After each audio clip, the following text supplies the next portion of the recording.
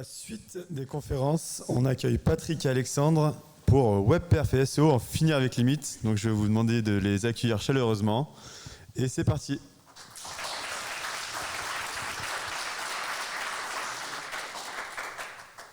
Bonjour à tous.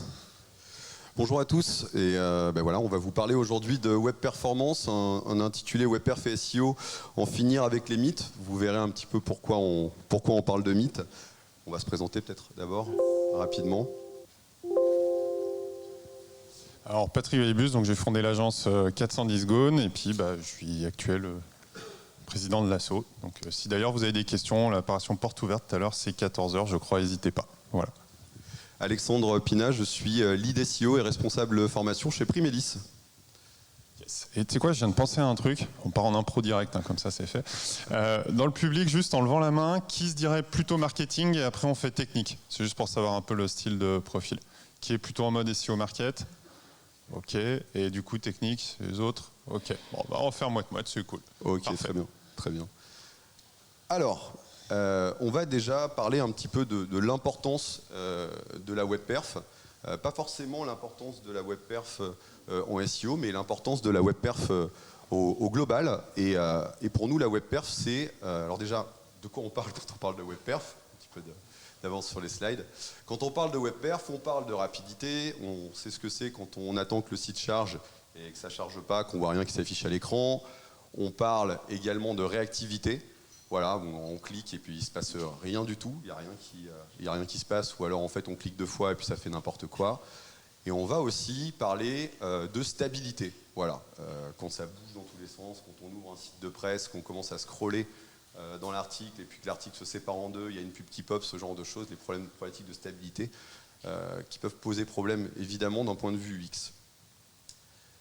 Ces problématiques de WebPerf, en réalité, elles ont d'abord un impact d'un point de vue business. C'est d'abord un enjeu business. Pourquoi? Là, on a un petit graphique qui vous montre en bas donc, le temps de chargement d'une page. Et puis en haut, vous avez les évolutions du taux de rebond en fonction du temps de chargement. Qu'est-ce qu'on voit? C'est que déjà, le taux de rebond augmente progressivement, première chose. Mais ce qu'on voit également, c'est que passé la 3e seconde, 3e, 4e seconde, on a vraiment une accélération, une augmentation très forte des taux de rebond. Juste un des points qui est important, c'est il y a beaucoup, on a parlé de mythes en introduction. Chaque fois qu'on annonce des chiffres, on a fait en sorte d'essayer de vous mettre un maximum de sources en bas pour que vous puissiez aller les vérifier. Voilà, l'idée c'est pas de sortir tout au doigt mouillé. Et puis à la fin, on va même vous faire une étude qu'on a fait vous-même et qu'on vous présentera. Ouais. Ce qui est intéressant, c'est que sur le taux de rebond et puis sur les autres stats qu'on va voir ensemble, aujourd'hui il y a beaucoup d'études. Là en l'occurrence sur le taux de rebond, c'est une étude de Pingdom. On peut également parler de l'impact du temps de chargement sur le taux de conversion. C'est ce que vous voyez en bas cette fois-ci. Là aussi les impacts peuvent être assez forts. Ça commence à bouger fortement passé 3-4 secondes. De base, là aussi, d'après l'étude qu'on vous montre, on est sur 1,9% de taux de conversion quand tout se passe bien. Et puis dès que vous passez 5 secondes et demie, en fait, vous avez un taux de rebond qui est divisé par 2, voire divisé par 3, et puis après ça va aller de mal en pis, bien évidemment. Si on modélise l'impact du coup de cette problématique de perf, soit au niveau du taux de rebond, soit au niveau du taux de conversion, et qu'on essaye de ramener ça à ce qui nous intéresse, à savoir du chiffre d'affaires, c'est là que ça devient intéressant. J'ai fait un petit cas. En théorie, si vous avez 1000 personnes qui visitent votre site pour acheter un produit à 50 €, si tout le monde est à 1 seconde de temps de chargement, ce qui n'existe pas, on le verra plus tard, vous êtes sur à peu près 900 € de chiffre d'affaires. Si tout le monde est à 5 secondes, on est passé à 300 € directement. Voilà. Alors, ça c'est la théorie, parce qu'en fait, sur un site, vous n'aurez jamais 1000 personnes à 1 seconde, vous n'aurez jamais 1000 personnes à 5 secondes. Dans les faits, ça se passe plutôt comme ça. Là, j'ai fait un espèce de panel. Vous avez toujours 1000 utilisateurs. J'en ai mis 100 à 1 seconde, 250 à 2 secondes, 300 à 3 secondes, et ainsi de suite. Vous voyez qu'en fait, on est sur 724 € de chiffre d'affaires. Si on redresse les performances de façon un peu raisonnable, en fait, donc vous voyez qu'en fait on a fait remonter une partie des utilisateurs en termes de perf, mais en fait on peut obtenir des gains assez substantiels. Là on est sur 14% dans ma simulation de croissance du chiffre d'affaires. C'est une simulation bien évidemment, mais basée sur les chiffres que je vous ai montrés auparavant. Donc en fait, la web perf, c'est d'abord un enjeu business, parce que si vous améliorez la web performance sur votre site, eh bien en fait vous allez rentrer plus de chiffre d'affaires, et pas seulement sur le levier SEO. Parce que travailler la web performance, en fait, si vous la travaillez, ce n'est pas uniquement pour le trafic organique, vous allez travailler pour le trafic généré par l'intégralité des leviers. Donc c'est pour nous l'enjeu principal. Évidemment, c'est aussi un enjeu SEO, puisqu'en fait, Google nous parle de WebPerf depuis 2010 maintenant. Yes. Et là, vous voyez, on a l'aspect, on peut les passer un peu rapidement. On a l'aspect desktop et mobile. Et clairement, ce qu'on parlait sur l'aspect des connexions avant, ça c'est hyper important. On le redit un petit peu plus tard, mais là, il faut vraiment que vous l'ayez en compte au niveau mobile. Là, par exemple, ici, on est en sous-sol. Si vous n'êtes pas passé sur le Wi-Fi, suivant si à un moment donné le Wi-Fi marche moins bien, typiquement, vous êtes en train de consulter un truc sur Internet. On est tous plus ou moins cadres ici, donc avec un pouvoir d'achat, on a besoin d'acheter un truc. Potentiellement, le site ne marche pas, c'est une conversion qui est perdue. Et c'est un cas qu'il faut être capable de gérer bien comme il faut. Et dans les tests, c'est ce qu'on appelle faire du throttling de connection. C'est intéressant de simuler des débits pourris sur votre site pour voir qu'est-ce qui apparaît, qu'est-ce qui marche. Dans les indicateurs que Alexandre a montré avant, il y en avait deux. Un taux de rebond et derrière taux de conversion, on peut dire qu'il y en a un qui est porté sur l'UX plus quel taux de conversion, l'autre sur le taux de rebond. Ça peut faire un truc que les SEO connaissent bien, ça crée du pogo sticking, très simplement. Voilà. Donc ça fait partie des choses qu'il faut faire attention. Et le mobile, il faut penser quand on fait du test, et l'étude qu'on a fait, qu'on vous montre à la fin, on l'a fait en se basant sur du mobile, parce que clairement c'est le truc où ça charge le plus dégueulasse en général. Voilà. Tout à fait. Donc Google nous dit depuis 2021 sur mobile, depuis 2022 sur desktop, qu'ils prennent en compte les données utilisateurs réelles dans leur algorithme, notamment les 3 Core Web Vitals qu'on va repasser rapidement ensemble. Le premier, c'est le LCP. De manière assez simple, ça indique le moment où on voit quelque chose de substantiel apparaître à l'écran. Voilà. Google nous dit sur ce LCP que c'est bon en dessous de 2 secondes 5, que c'est moyen entre 2 secondes 5 et 4 secondes, et qu'au-dessus, c'est pas génial. Donc c'est l'indicateur, un des 3 Core Web Vitals, qui en fait est une façon de calculer un temps de chargement de la page qui serait pas complètement complet, mais avec toutes les questions qu'on peut se poser sur à quel moment on arrête de prendre en compte le temps de chargement. Le deuxième indicateur, c'est le FID. Le FID qui en fait mesure la réactivité du site web. C'est un indicateur qui va permettre de savoir si quand on interagit avec la page, tout se passe bien. À noter que le FID en mars 2024, d'après Google, devrait être remplacé par l'INP, qui est une autre façon de calculer la réactivité de la page.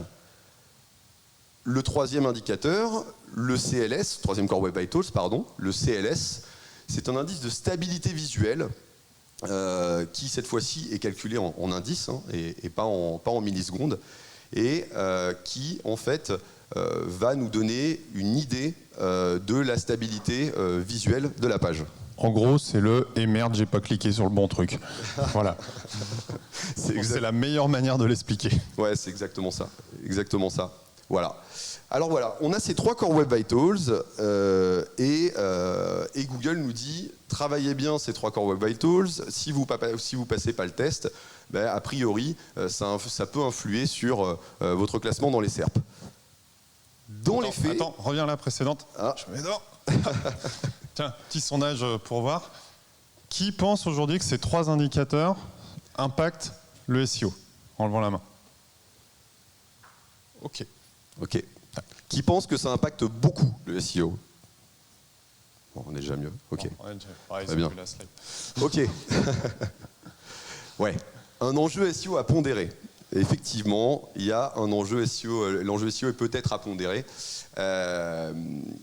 On vous a mis une SERP à gauche. J'ai consulté une SERP, la SERP Jean Levis. Et on va regarder un petit peu les indicateurs en fonction des sites qui se classent dans cette SERP Jean Levis, qui est quand même une SERP assez concurrentielle. Bon, on a mis une petite communication de John Mueller qui dit qu'en fait, c'est peut-être pas si important. Alors, si vous cherchez, vous en trouverez d'autres où il vous dit que c'est super important. Ça change en fonction de s'il pleut ou s'il fait beau dehors. On va regarder cette SERP Jean Levis. À votre avis, qui est premier et est-ce qu'il a un bon score? Il n'y a personne qui rencontre premier sur Jean Levis ici? Voilà. Bon, le premier sur Jean Levis, effectivement, c'était pas trop dur. C'est Levis. Bon, si on regarde ses Core Web Vitals, c'est pas ouf. Et si on regarde son score à côté, c'est pas ouf non plus. Mais bon, on pourrait se dire, a priori, c'est Levis, c'est la marque, ils sont premiers, c'est normal. On va regarder le deuxième. Est-ce que le deuxième a, à votre avis, des bons indicateurs, des bons Core Web Vitals? Bon, le deuxième, c'est Zalando. C'est pas ouf non plus. Voilà. Le troisième, c'est Amazon, c'est un petit peu mieux, mais bon, c'est pas non plus génial. Je vais pas tous vous les faire un par un. On va aller plus vite. Et dans les faits, on va s'apercevoir que le seul, avec une bonne note, pas forcément des bons Core Web Vitals, bah, il est tout en bas, bon dernier, hein, mais il a 93, super, très bien pour lui. Le développeur a bien travaillé. Mais en fait, si vous regardez cette SERP, vous voyez qu'en fait, il n'y a aucune corrélation entre les Core Web Vitals et en fait, le classement dans la SERP. Alors, bien évidemment, on ne va pas se contenter de vous montrer un exemple sur une SERP pour vous dire qu'en fait, les Core Web Vitals et le score de performance est broken et que ça ne sert à rien. C'est pour ça qu'on a fait le test dans l'étude qu'on vous montre après. On l'a fait sur un peu plus d'une soixantaine de keywords, plutôt orientation commerciale, et qu'on vous montre un petit peu après. Voilà. On fait un peu de teasing. Alors, on bosse le watch time, hein, tout ça. c'est ça. Alors, dernier indicateur, TTFB, un KPI SEO, qu'on peut retrouver aussi, qui n'est pas encore Web Vitals, et pourtant nous on l'aime bien. Voilà. Le TTFB, bon, j'imagine peut-être que ça ne parle pas à tout le monde, en tout cas dans les gens qui voient le replay. Le TTFB, c'est vraiment la définition simple, c'est le moment où vous dites, avec un clic ou en tapant une URL, c'est je veux voir le contenu de cette page, ça passe par les DNS, machin, tout ça, et ça revient jusqu'à votre navigateur avec le contenu du HTML, juste brut. Ça ne fait pas encore tous les appels pour récupérer feuilles de style, images, JS, j'en passe, c'est des meilleurs. Mais c'est vraiment la récupération de ça. C'est time to first byte, voilà sa définition. C'est vraiment le moment où je récupère ma version texte brut. Quand vous faites un cache de points dans Google, c'est à ça que ça correspond. Voilà.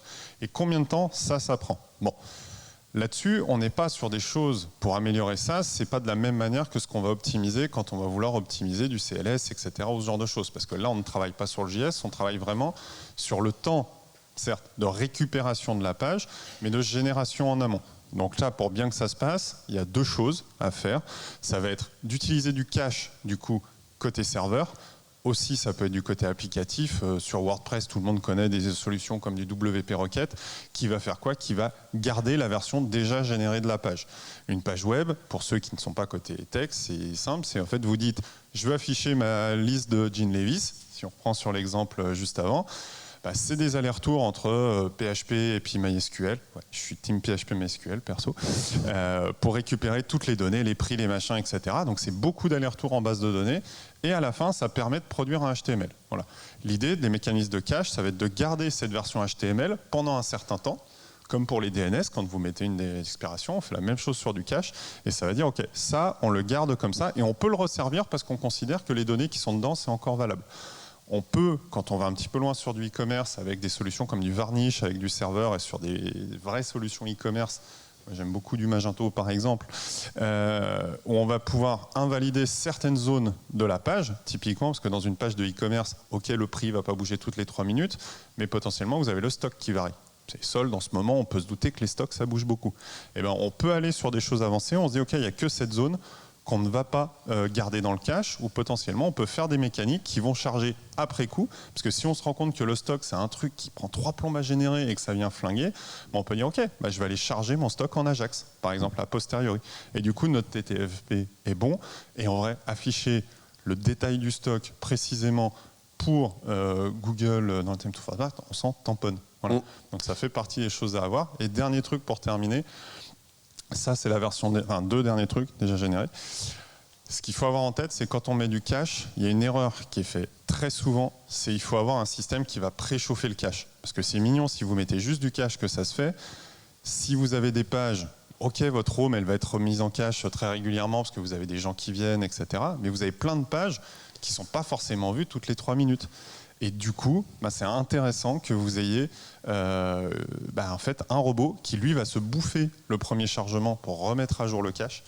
Et ça va le faire. Sinon, c'est Google qui se le prend. Et en fait, Google, il ne bénéficie pas du cache. C'est lui qui le génère et il se prend les 2-3 secondes potentiellement que votre page m'a généré. Donc, c'est un point à vraiment avoir en tête. Et si vous êtes sur du e-commerce avec des choses quand même un petit peu fat, c'est important aussi de ne pas penser juste comme ça, mais aussi de penser, et ça c'est à voir avec vos développeurs, comment optimiser justement la production de cette page. Et souvent, il y a des choses un peu bizarres qui sont faites. J'ai déjà vu à cause de ça un TTFB qui était à 24 secondes. Voilà. C'est pas mal. Ça fait partie des trucs à faire gaffe. Bon score.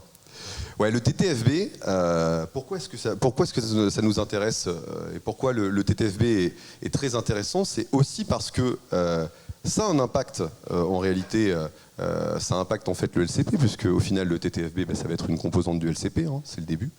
Et puis ça a aussi un impact sur la crawlabilité, puisqu'en fait le TTFB a un impact direct sur la capacité de Googlebot à bien crawler le site, ou en tout cas à pouvoir crawler plus de pages sur le site. Voilà.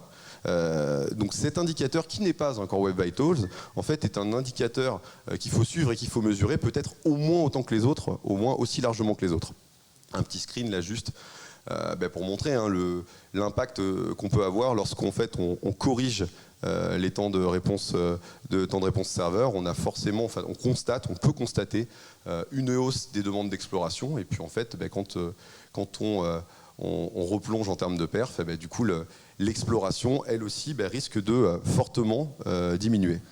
C'est important, ça, c'est un écran qui est dans la Search Console, je rappelle. Donc c'est gratuit, il n'y a pas besoin de mettre en place un système d'analyse de log qui peut être compliqué, même complexe à retrouver, ou avec tout un tas de solutions. C'est gratuit et vous devez normalement, en tant qu'SEO, tous l'avoir et aller regarder ça de temps en temps. Voilà. Paramètres, statistiques d'exploration, et voilà. Ensuite, vous avez plusieurs façons de filtrer, amusez-vous. Alors, comment est-ce qu'on la mesure, cette web perf? Nous, on a décidé pour cette présentation de se concentrer sur PageSpeed principalement. On va revoir un petit peu PageSpeed Insight, l'interface de PageSpeed ensemble, parce que a priori, et de mon expérience, de ce que j'ai pu voir chez des clients, chez des prospects, chez certains consultants, il y a peut-être des petites lacunes en termes de compréhension. Donc ce que je vous propose, c'est qu'on reprenne un petit peu cette interface. Qu'est-ce qu'on trouve dans PageSpeed? Dans PageSpeed, quand vous renseignez une URL, vous allez d'abord trouver en haut ce qu'on appelle les données de terrain. Ces données de terrain, en fait, ce sont des données, ce sont des vraies données utilisateurs qui sont récoltées sur Google Chrome, et ce sont des données qui sont recueillies sur les 28 derniers jours pour chaque page. En haut, vous allez trouver vos 3 Core Web Vitals, voilà, hein, LCP, FID, CLS. Un peu en dessous, le petit nouveau INP, et puis juste à côté le TTFB, voilà. Et surtout, un petit bouton sympa, vous voyez ici, développer la vue en rouge, hein. Et quand on appuie dessus, oh, c'est magique, c'est magique. Pourquoi est-ce que je le précise, ce petit bouton? Parce qu'en fait, je m'aperçois que chez les clients, en fait, ils n'ont jamais appuyé dessus, et qu'en fait, autant là c'est compliqué, autant là on comprend un peu mieux généralement. Pourquoi on comprend un peu mieux? Parce que ces données utilisateurs, en fait, on va pouvoir en avoir une vue éclatée, entre guillemets, c'est-à-dire qu'en fait, les Core Web Vitals sont affichés par tranche. Et par exemple, si on regarde le LCP ici, et je m'aperçois que c'est pas assez gros pour que tout le monde puisse le voir, mais si vous regardez le LCP ici, ce qu'on va pouvoir voir, c'est que 85% des utilisateurs qui ont consulté cette page ont observé un LCP plutôt correct, qu'on est à 10% sur un mauvais LCP, puis ensuite 4 ou 5%, enfin à 10% sur un LCP améliorable, et peut-être 5% sur un LCP qui, pour le coup, est à corriger. Voilà. Ces données, ce rapport-là, ce rapport Core Web Vitals, si on utilise PageSpeed Insight, c'est celui-là qu'il faut utiliser pour connaître l'état réel des performances. En fait, hein, c'est pas ce qu'il y a en dessous. Si vous voulez juger et si vous voulez savoir si votre client, si vous avez un problème de performance ou si vos utilisateurs ont un problème de performance, c'est ces données-là qu'il va falloir utiliser, et c'est ce qui va vous permettre de savoir pour qui il y aura une amélioration substantielle si vous travaillez sur la web perf. Et pas forcément en regardant les données situées juste en dessous. Si vous visez par exemple un marché qui s'adresse à des gens qui sont plutôt dans des zones rurales, typiquement, où on n'est pas attaqué de 5G et de fibre optique, machin, ça vaut vraiment le coup d'aller se poser ce genre de questions. Parce que là, il y a des vrais gains. Tout le monde n'est pas sous la tour Eiffel en 5G à fond. Ouais, carrément. Je vais essayer d'aller un peu plus vite, j'ai l'impression qu'on a pris un peu de retard. Juste en dessous, on trouve les données de laboratoire. Les données de laboratoire, en fait, c'est une remontée de Lighthouse. Le truc avec ces données, là aussi, je pense que c'est pas toujours bien compris, c'est que c'est une mesure simulée par Google.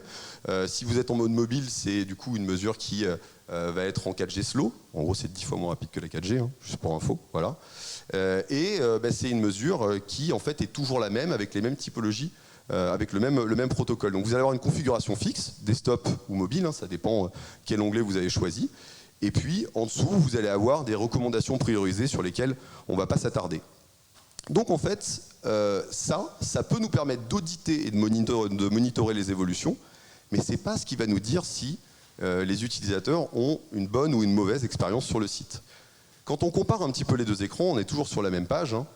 Il y a toujours cette question qui est pourquoi j'ai 36 en score de performance alors qu'en fait, j'ai une évaluation des signaux web essentiels qui est marquée comme réussite. Et parce qu'en fait, ce n'est pas la même chose. Voilà.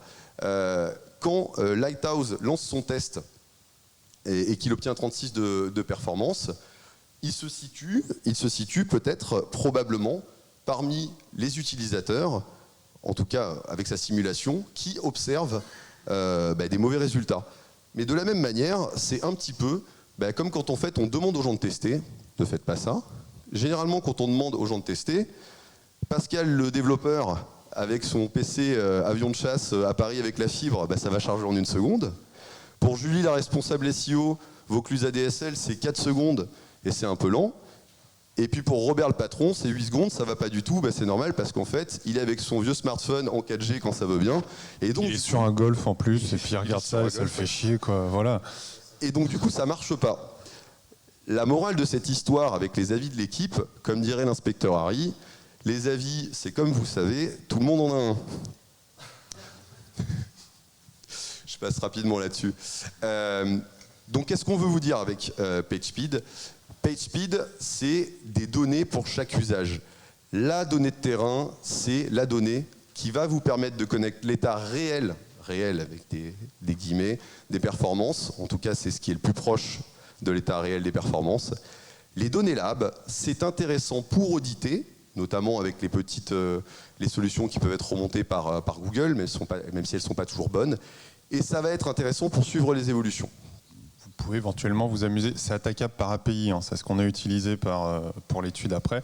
Ça peut aussi vous permettre de monitorer l'évolution de comment se situent les gens en moyenne récupérés par Chrome pour tester. Je dis ça, je dis rien. Tout à fait. Alors, quelques conseils pour bien auditer.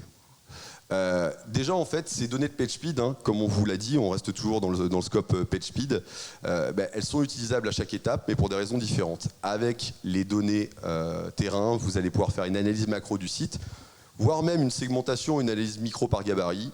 Avec les remontées Lighthouse, les suggestions notamment, vous pouvez commencer à établir certaines recommandations, si vous savez de quoi vous parlez, éventuellement recéter les optimisations. Et puis ensuite, pour l'analyse des résultats, on pourra repasser sur les données terrain, mais seulement au bout de 28 jours. Parce que quand, et j'en ai pas parlé tout à l'heure, vous réouvrez PageSpeed Insight pour regarder si les Core Web Vitals se sont améliorés alors que le développeur a intégré les modifs seulement 2 jours plus tôt, ce qu'il faut avoir en tête, c'est que les données Core Web Vitals, c'est 28 jours glissants. Donc si vous voulez voir les résultats réels dans les Core Web Vitals, vraiment complets, il faut attendre 28 jours après les intégrations. Voilà. Alors, c'est un grand classique, ça, et ça rejoint ce que je vous expliquais tout à l'heure sur la manière de générer une page, en fait. Quand vous voulez faire de l'audit de WebPerf, si vous dites « je vais faire la home, je fais mon test de WebPerf dessus et je m'arrête là », vous ratez tout. Déjà parce que la home, c'est un gabarit bien spécifique. Dans un CMS classique, en général, c'est juste une page de contenu, quelques widgets certes, c'est juste une page de contenu, mais en fait, elle a une représentativité de une page sur l'ensemble de votre site. Donc du coup, globalement, suivant la taille de votre site, c'est 0, quelque chose %. Voilà. Donc en fait, vous n'avez absolument pas un audit représentatif. Sur un site e-commerce, là, quel cas qu'on a mis, vous avez globalement, si vous voulez raisonner par rapport à de l'aspect SEO, vous avez 4 grandes parties. Vous avez la home forcément parce qu'elle a un enjeu UX, qu'il faut que, avec tout ça, que vous ayez le logo qui apparaisse très rapidement, les bonnes couleurs, etc. Ça, c'est hyper important pour éviter le pogo sticking. Derrière, vous avez la page catégorie, où clairement, là, il y a des enjeux techniques qui sont fondamentalement différents et qui sont importants à gérer. Et ensuite, vous avez la page produit. Derrière, vous avez les contenus édito qui peuvent être ou pas sur le même module technique qu'à l'article home. Et après, si vous voulez un peu plus loin et pas vous restreindre à faire juste les aspects pour le SEO, c'est toujours intéressant d'aller jeter un petit coup d'œil sur comment le panier se charge. Voilà, c'est important le panier dans un site e-commerce. En SEO, on s'en fout du chargement du panier, soyons clairs. Mais allez un peu plus loin et faites un test de chargement du panier avec des produits dedans, pas vides, pour voir comment ça se passe. Et ça va vous prendre 2 minutes. Et ça se trouve, votre client, il va être heureux parce que vous lui dire, en fait, là, tu as un vrai souci. Et puis, il va le faire corriger. Et puis, son taux de conversion, il va augmenter de ouf. Voilà. Ouais, le client achète de la croissance de chiffre d'affaires en réalité, hein, pas de la croissance de trafic, c'est bien. Mais vous pouvez très bien finir une année avec plus 5% de trafic en SEO. Et plus 20% de chiffre d'affaires parce qu'en fait, vous avez amélioré les web perfs et vous avez fait attention à ce qui se passait sur le site. Un petit tips, j'en ai pas parlé tout à l'heure, mais très rapidement, quand les Core Web Vitals ne s'affichent pas, c'est qu'en fait, Google n'a pas assez de données sur votre page. Ça arrive sur les petits sites. Le petit tips là pour arriver à avoir des Core Web Vitals, c'est quand vous êtes sur un gabarit, et notamment sur les fiches produits, et que vous voulez essayer de trouver des Core Web Vitals sur le gabarit, vous allez dans la Search Console, vous récupérez la page qui génère le plus de trafic sur ce type de page. Vous aurez plus de chances, a priori, d'avoir une remontée de données dans PageSpeed sur cette page-là. Le monitoring. Yes. Ça évolue dans le temps, comme on l'a dit, et vous pouvez avoir des releases parce qu'un site, c'est pas statique, hein, surtout sur un site e-commerce, on fait des développements réguliers, il y a des gens qui font de l'animation marketing. On a un jeu, nous, en interne, hein, c'est de trouver les gens qui ont mis l'image dans le slider la plus grosse possible en termes de nombre de pixels. On a quelqu'un qui a pété un record avec 6000 pixels de large l'autre jour pour un petit logo. Belle perf. Bon. Ça peut arriver parce que vous avez chez vos clients ou chez vous en interne, hein, si vous êtes annonceur, vous pouvez avoir quelqu'un qui vient d'arriver, vous avez pris un alternant ou même quelqu'un qui est junior et qui n'a pas été formé à ces aspects-là, qui n'a pas lu le mémo, on va dire, et qui vient mettre une image en se disant « Ah, j'ai trouvé une super image, ça va être cool pour la conversion, ça met bien en avant le produit, mais qu'oublie de la compresser. » Et du coup, vous avez un truc qui se pète les genoux d'un coup. Bon, vous avez là, ce que je vous ai mis, le screenshot, ça c'est dans GTmetrix, qui est un outil que j'aime très bien, qui est gratuit. Il y a des versions payantes et après on est genre à 10 balles par mois, hein, donc on n'est pas sur un truc foufou, mais qui vous permet de faire de l'historique. Et en fait, là, vous voyez, vous avez tous les indicateurs des Core Web Vitals et comment ils évaluent. Alors là, pour ce cas-là, on l'a fait du coup sur 2 tests à une intervalle, mais vous avez 15 jours d'historisation, c'est intégré, et franchement, ça mange pas de pain et c'est un des bons trucs à regarder. Et comme ça, s'il y a quelqu'un qui fait un dev, qui ajoute un module, WordPress, classique, tiens, j'ai ajouté un module, c'est cool parce que j'avais besoin de faire ça. Bon, il y a des pages où ça pète les Core Web Vitals, du coup, vous allez vite le voir. Voilà. C'est ça. En prenant garde, essayer de comprendre ce qu'on regarde comme métriques, hein, parce que c'est souvent le problème. On vous a mis plein de solutions ici, il n'y a pas de préférence spécifique, il y en a qui sont plus grosses, d'autres peut-être plus light, et ça fonctionne également très bien. Un point qu'on n'a pas mis dans le monitoring, mais c'est important en fait le monitoring, y compris avec des Uptime Robots ou ce genre de choses, d'avoir ça sur un site. Parce que vous avez le moment où vous testez la perf, mais il faut bien penser que dès qu'on est sur un site un peu costaud comme de e-commerce et compagnie, vous avez des traitements qui sont faits en back-office, des batchs d'export de commandes, d'import de produits, de mise à jour des stocks. Il y a toutes ces choses-là qui interviennent, qui en général, pour ne pas impacter l'utilisateur, on les fait dérouler la nuit, la synchro avec le CRM, etc. Il y a plein de genres de choses. Et si vous avez bien suivi, vous allez peut-être vous rendre compte que potentiellement, autant la journée, tout va bien, mais qu'entre 2 et 5 heures du mat', vous avez un TTFB mais qui est dégueulasse parce que vous avez un batch qui vient péter tous vos caches. C'est un grand classique. Et du coup, vous allez le voir. Et ce qu'il faut savoir, c'est que Google, il n'attend pas que vous soyez arrivé au bureau le matin pour venir crawler votre site. Voilà. Donc d'un point de vue SEO, pensez bien aussi à suivre ça pour vous dire que c'est à tout instant que Google peut venir et du coup d'être sûr que vous avez une perf qui est viable dans la durée. Parce que si vous êtes allé entre 1h et 6h du mat', mettons, ça fait 5 heures, potentiellement, vous ne le voyez pas, mais en fait, vous avez 20% du temps votre site qui a des perfs dégueux. Voilà. Ouais, quand le client dit bah, c'est pas grave, le site il est par terre entre 2h et 3h du mat, mais il n'y a personne qui passe dessus, il faut se dire que Google, lui, potentiellement continue à venir crawler le site, ou en tout cas essaye. Allez, on vous a mis 10 points, pas tout à fait dans le désordre, 10 erreurs à éviter et 10 points d'attention. La première, ça va être de définir précisément le projet et les enjeux. Voilà. La WebPerf, c'est pas une fin en soi. L'approche qu'on recommanderait, c'est déjà de travailler la WebPerf d'abord dans une optique d'améliorer l'UX et dans une optique de baisser le taux de rebond, d'améliorer la conversion. C'est ça l'enjeu en fait. Si Google a gamifié tout ça, c'est juste parce que ça les intéresse d'avoir des sites avec une meilleure UX, mais l'enjeu c'est d'abord le business. Loi des 80-20. Voilà. 20% des résultats vont faire 20% de l'effort va faire 80% des résultats. La WebPerf, si vous voulez aller très loin, vous voulez faire j'ai fait du 99 machin, ça va vous coûter une blinde. C'est complètement faisable et les devs adorent ça parce que c'est hyper gamifié, c'est sympa à faire. Sauf que vous allez vous retrouver sur un projet où vous allez investir 10 000 balles de dev. Il y a peut-être une meilleure manière de les dépenser. Pour une fois, je cite John Mueller dans ce qu'il disait tout à l'heure, vous ne m'entendrez pas souvent, mais là, je pense qu'on peut. Non mais c'est sûr, si vous avez 3 ou 4% d'users dans le rouge, que pour les faire disparaître, ça vous coûte 20 000 balles et que votre site n'est pas très bien positionné en SEO, bah peut-être qu'il faut plutôt investir dans du contenu, dans du linking, faire d'autres choses avec cet argent plutôt que dépenser et rincer le développeur en lui demandant absolument d'arriver sur une note toute verte, quoi. Donc l'identification des différents templates, on en a déjà parlé, on ne va pas revenir dessus. L'hébergement, est-ce que l'hébergement est capable de supporter la charge ? Voilà, un hébergement, si vous avez des vrais enjeux business derrière, vous n'êtes pas sur un site statique, etc. Et je peux le dire, je sais que Kovan partage le sujet.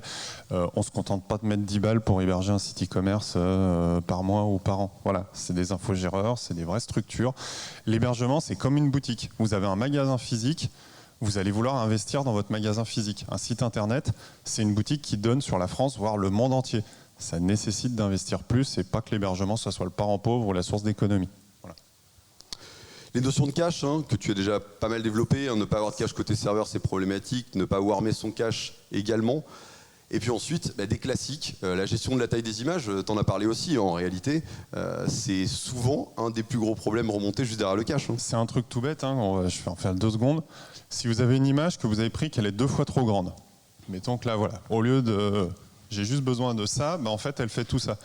Ce qu'on ne pense pas, c'est qu'en fait, si on divise et la largeur et la hauteur par 2, en fait, on a un rapport de division par 4 en termes de taille. Je vous laisse imaginer si c'est encore plus, etc. Donc c'est vraiment hyper important.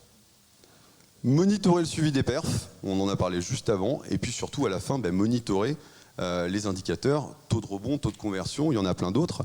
Mais voilà, c'est ça qu'il faut suivre. Les perfs, oui, les web perfs s'améliorent, mais est-ce que, in fine, j'ai baissé mon taux de rebond, est-ce que j'ai augmenté mon taux de conversion ?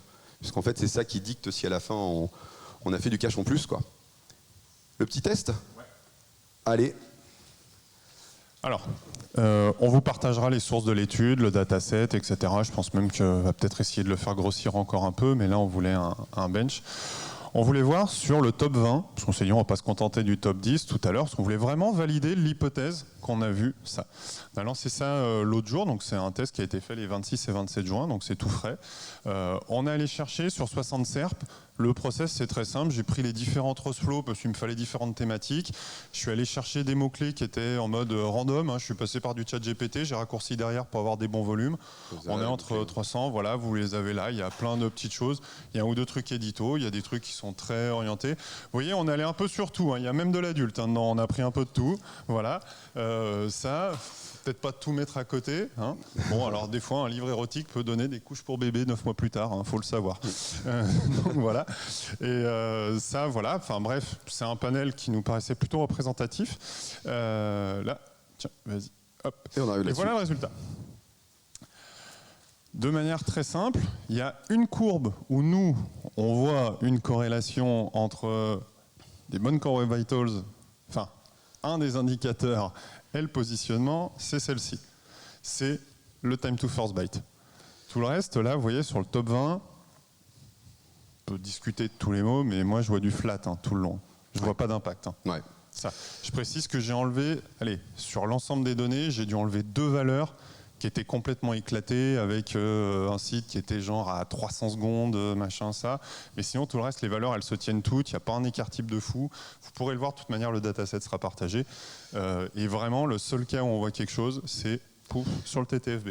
Voilà. Et même sur ce TTFB, en fait, c'est pas quelque chose qui nous permet, nous, avec cette étude, de vous dire ah ben, si vous améliorez le TTFB, vous allez améliorer votre positionnement en SEO. C'est pas ce qu'on dit, c'est juste que voilà, c'est la data, c'est la donnée qu'on observe. Il y a plein d'autres raisons qui pourraient expliquer que le TTFB soit meilleur pour les acteurs en première page. Parce que si vous regardez, on parle vraiment des acteurs en première page, hein, parce qu'au sein de la première page, on ne voit pas forcément d'évolution forte. Voilà. Bon vieux, conséquence ne veut pas dire causalité. Voilà. Mais s'il y a un cas où on voit quelque chose, c'est ça. Eh bien, merci. On va passer à la question mug, peut-être. Allez, quel indicateur remplacera le FID en 2024 ? C'est toi qui choisis.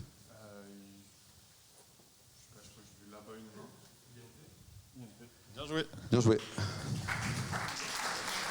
Merci à tous.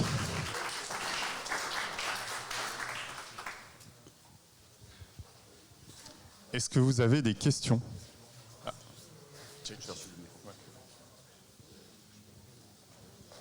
Merci pour cette conf. Est-ce qu'on pourrait juste revoir votre slide de l'étude et est-ce que vous pourriez préciser en abscisse et en ordonnée ce que ça représente ? En abscisse, c'est les scores qu'il y a. Tu verras dans le truc sur la partie TTFB. J'ai pas pu te mettre le temps là parce que j'ai dû faire une donnée qui était corrigée. J'ai multiplié le score en millisecondes par 10 000 pour que du coup on ait toutes les courbes qui soient à peu près dans le même truc. Sinon tu te retrouves avec une échelle où tu avais tout là, on voyait rien. Considérez que c'est un indice en fait, hein, plus que la valeur qui est intéressante en elle-même. Voilà, là tu as les positions, en fait tout simplement, top 1 à 20. Et puis là après c'est vois-le comme un indice pour le coup. C'était une bonne manière de tout faire rentrer dessus. Autre question ? Question là-bas. Attends, Alter.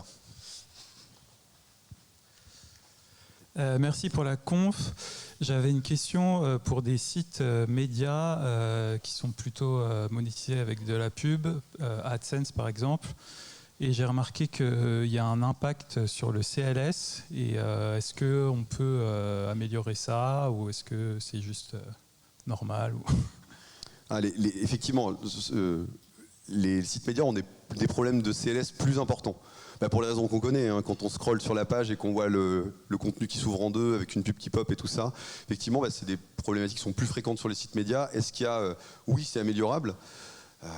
Est-ce qu'on peut donner des façons d'améliorer les choses là tout de suite Tu vas voir tout ce qui va être autour justement du cumulative layout shift que tu vas pouvoir bosser, te dire ok, est-ce qu'il n'y a pas des choses qui sont plus bas dans la page que tu peux faire charger dans un second temps, tu vas voir toutes ces mécaniques là. Voilà. Après c'est un vrai chantier à part entière et tu as des gens qui sont spécialisés là-dedans et que tu peux contacter. Il n'y a pas des choses propres au site média. En fait, chaque site, il faut auditer chaque site distinctement et puis avec des problématiques qui peuvent être complètement distinctes en fonction des sites. Hein. Tu as même des gens qui vont te proposer que ok, tu as tel script qu'il faut d'abord aller chercher sur un CDN ou autre pour que ça charge, et tu as des gens qui vont aller jusqu'à te dire ok, on fait un script qui télécharge ce script toutes les heures sur notre propre serveur, qui l'affiche et qui va le rafraîchir au cas où la bibliothèque à distance change et que ça permette de gagner du temps. Tu peux aller jusqu'à ce genre de choses. Donc après il faut voir quelle régie tu utilises, comment le modifier, etc. On peut malheureusement pas répondre à cette question en 3 secondes. Là. J'en profite pour parler un petit peu des sites de presse. J'ai beaucoup entendu dire, on entend beaucoup dire qu'en fait, la problématique des Core Web Vitals, le fait de fixer les Core Web Vitals, ça a un vrai impact pour les sites médias, sur Google News, sur Discover. J'en ai beaucoup entendu parler, et puis quand je suis allé voir les éditeurs, les contacts que j'avais chez les éditeurs, quand je leur ai demandé des données, des datas, il n'y avait rien en fait. Donc sinon on en aurait bien parlé ici, mais il y a ce truc, ce bruit de fond qui dit, voilà, il y a un impact sur Discover, il y a un impact sur News. Aujourd'hui, moi, j'ai pas vu de données passer. Et d'ailleurs, si certains d'entre vous ont vu des études ou des données sur le sujet, je suis preneur parce qu'en fait, à date, pas d'infos. On n'a rien mis parce qu'on n'avait pas de données factuelles l'attestant. C'était donc un choix.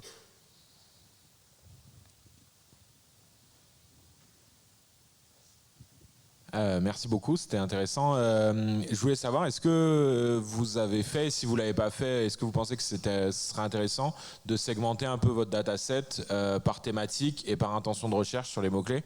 Parce que pour avoir fait quelques tests sur des clients en agence, on voit qu'il y a quand même, à mon avis, une certaine disparité des impacts des Core Web Vitals selon la thématique au moins. Moi, j'ai pas fait par intention de recherche, mais par thématique, notamment la santé. J'ai vu qu'il y avait des mots-clés santé.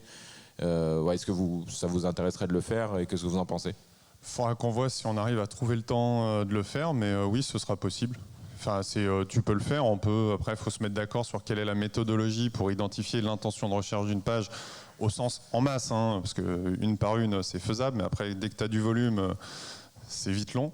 Mais après, tu vois, tu prends des outils de suivi de mots-clés X ou Y, et puis tu dis, bah voilà, on considère que la réponse, c'est la bonne, et puis on se base là-dessus, ou on demande à ChatGPT de nous dire c'est quoi pour toi. Après, ça sera jamais parfait, mais tu peux dire que si tu utilises la même méthode pour l'ensemble, au moins, tu as un truc à peu près raisonnable, quoi.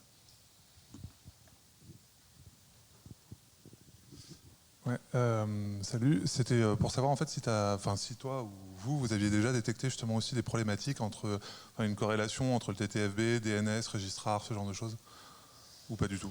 Alors DNS, registrar, c'est pas là-dessus que tu vas avoir. Ça va plutôt être en fait si tu es sur un hébergeur, tu vois, si on remonte en fait la stack technique comme ça, où tu vas avoir un hébergeur qui n'arrive pas à servir. Parce que tu es quelqu'un qui est parti, ton client ou autre est sur un mutualisé où il y a plein d'autres gens qui bouffent les mêmes ressources et voilà. Mais ça, c'est pour ça, nous, ce que je dis quand on bosse sur des enjeux, des clients, on les oblige de prendre sur un site e-commerce, sur du serveur dédié ou de la machine virtuelle avec un infogéreur et l'hébergement pour moi, pour un site e-commerce aujourd'hui, t'en as au moins pour 300-400 balles par mois minimum, quoi. Voilà.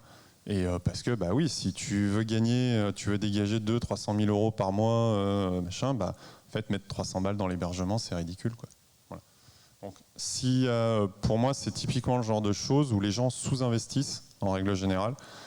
Et il n'y a pas beaucoup à rajouter, même sans partir sur du 300 balles, tu vois, mais sur un hébergement un peu plus costaud. Et tu vas vite t'éviter au moins un vrai problème facile à éviter. Voilà. De manière générale, on n'a peut-être pas beaucoup insisté là-dessus, mais il y a toujours ce truc chez le consultant SEO de servir une liste énorme de recommandations non priorisées chez le client. Des fois, sur deux points principaux, vous fixez 90% de la problématique de perf. C'est pour ça qu'on vous a parlé caché image la plupart du temps. Une fois que vous avez fixé ça, le reste, c'est des miettes, et c'est des miettes ultra coûteuses. C'est 20% de recommandations qui vont vous coûter 80% du budget et qui ne vont pas forcément améliorer sensiblement la performance, quoi. Là, et puis là, j'ai une alerte WebPerf temps de conf. Il paraît qu'on est en train de dépasser le quota. Donc du coup, je vous remercie tous. Merci à tous.